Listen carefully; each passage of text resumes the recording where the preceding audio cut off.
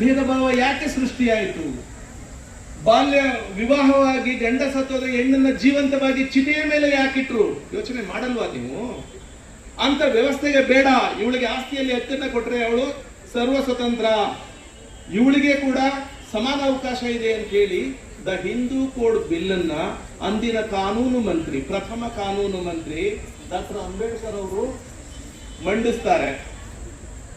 ಈ ಅಂದಿನ ಕಾಂಗ್ರೆಸ್ ಆಳ್ವಿಕೆಯ ಸರ್ಕಾರ ಇದ್ದಂಥದ್ದನ್ನ ನೀವು ಇತಿಹಾಸಕಾರರಾಗಿ ಓದಿದ್ದೀರಿ. ಆದ್ರೆ ಆ ಹಿಂದೂ ಕೋಡ್ ಬಿಲ್ ಸರಿ ಇದೆ, ಎಲ್ಲರೂ ಒಪ್ತಾರೆ, ಸರಿ ಇದೆ. ಆದ್ರೆ ಸಂಸತ್ತಿನಲ್ಲಿ ಮಂಡನೆ ಆದ ಮೇಲೆ ಅದನ್ನ ಅನುಮೋದಿಸ್ಲಿಲ್ಲ.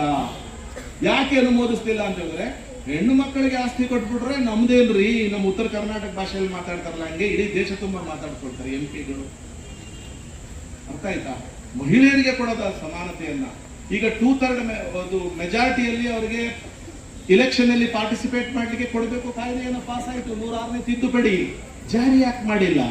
ಜಾರಿ ಯಾಕೆ ಮಾಡಿಲ್ಲ ಅಂದ್ರೆ ಇದ್ದು ಬಂದು ಅಣದಿರೆಲ್ಲ ಹೆಬ್ಬೆಟ್ಟವರೆಲ್ಲ ಹೊರಗೆ ಬರ್ತಾರೆ, ನಿಮ್ಮಂತ ವಿದ್ಯಾವಂತರು ಪಾರ್ಲಿಮೆಂಟ್ಗೆ ಅಸೆಂಬ್ಲಿಗಳಿಗೆ ಹೋಗ್ಬಿಡ್ತಾರೆ.